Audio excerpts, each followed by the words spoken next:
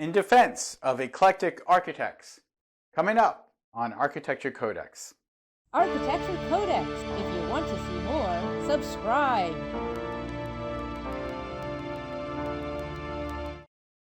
We did a very deep dive into Paul R. Williams in Architecture Codex video number 86, once I saw what remained of his La Concha Motel in Las Vegas.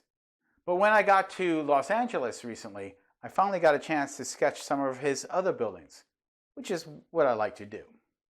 The Leistikow House in Windsor Square, California, was one of his first commissions. Williams was hired in 1924 by Frederick and Esther Leistikow, who needed a larger house as their family grew and wanted to build in this up-and-coming neighborhood outside of Los Angeles. Like many of his projects, Williams, who was African American, designed a home in a neighborhood in which he would not be permitted to live. Still, this did not stop Williams from working on such buildings, and in his quiet way, he broke down many barriers.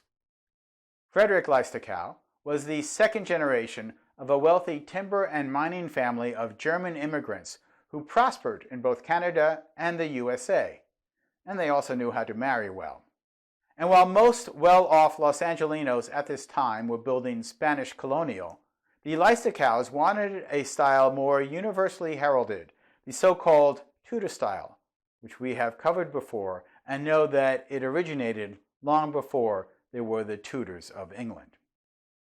Paul R. Williams, who had trained in the Beaux-Arts style through a Los Angeles correspondence school, executed a design that bridged history with modern sensibilities of light and space. He recognized that style is not just a bunch of artifacts stuck to a box, but rather a core philosophy of purpose, technology, and aesthetics.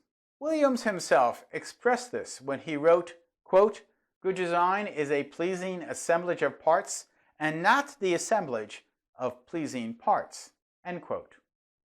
Looking at the design, there is a playful aspect to the house which to me expresses the fun the owners, the contractors, and the architect must have had in building this building. It is pretend architecture, but it is done with enough skill that you know Williams took his frivolity very seriously.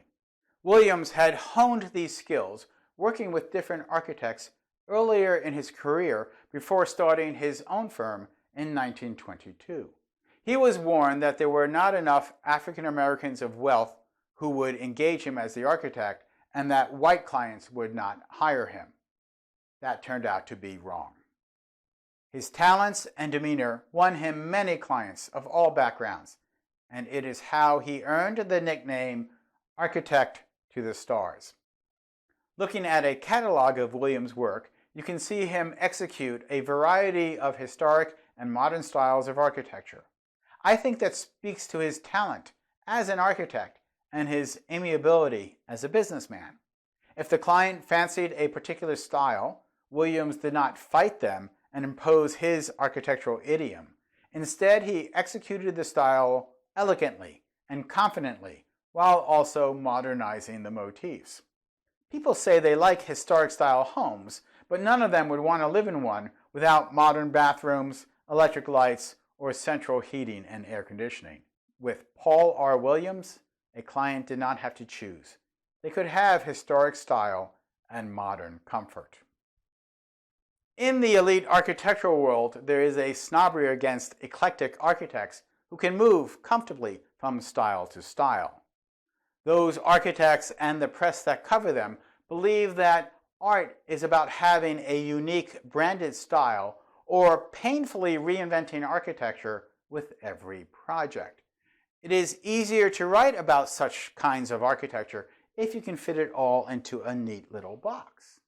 But then eclectic architects like Paul R. Williams are considered kind of quaint. Indeed, I am often asked, what style architecture do I do? As if I could only do one. Looking at my work, you will see many different styles because different projects demand different approaches. So I have noted many times before that when asked, what style architecture do you do? I respond, appropriate. I attended a public forum one time with an architecture professor presenting what he said were the only authentic Catholic styles of architecture, and coincidentally that was Romanesque, which was the only style of architecture he ever did.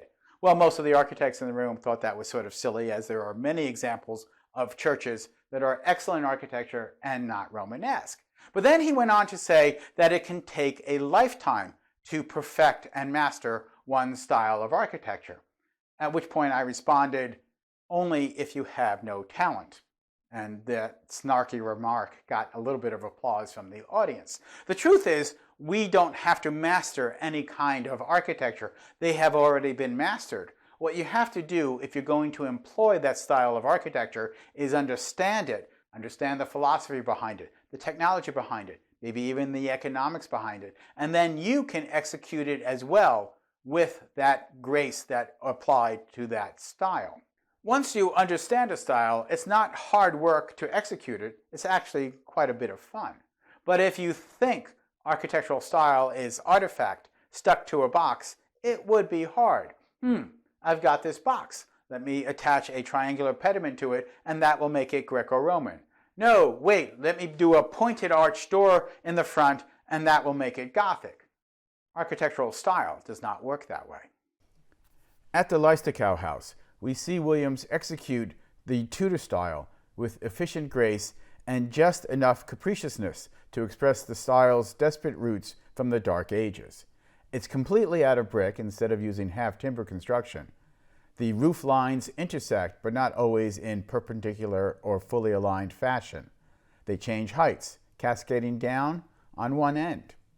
Only significant portals on the exterior, the car entry, the interior staircase windows, and the bay windows at the corner, are distinguished from the brick with articulated cut stone. The corner of the building pivots on a hinge of sorts, a stunted tower complete with unnecessary parapets. The inside continues the historic style with pointed arches on doorways and hearths, and ceiling coffers and wood panels. Paul R. Williams was quietly successful in his lifetime, but for an architect, that usually does not include acquiring wealth. He was well regarded among his clientele, but almost completely ignored by the cutting-edge architecture types. Some speculate that since he was the first African-American architect licensed in California, if he was also architecturally aggressive, that would backfire on him. But I don't see that.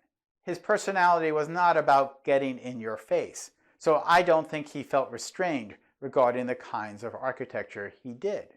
Rather, I think he considered architectural style as a program element, often requested by the client, and just one of those things that attracted him to the project.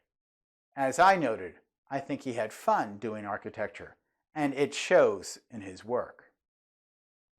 Regardless of the lack of magazine articles or awards given to him in his lifetime, it's his architectural talent that speaks to us generations later. And if you take the time to look at his body of work, you will see that Paul R. Williams found a way to create good architecture in every project. And that's what it's all about. I'm Michael Molinelli, and this is Architecture Codex.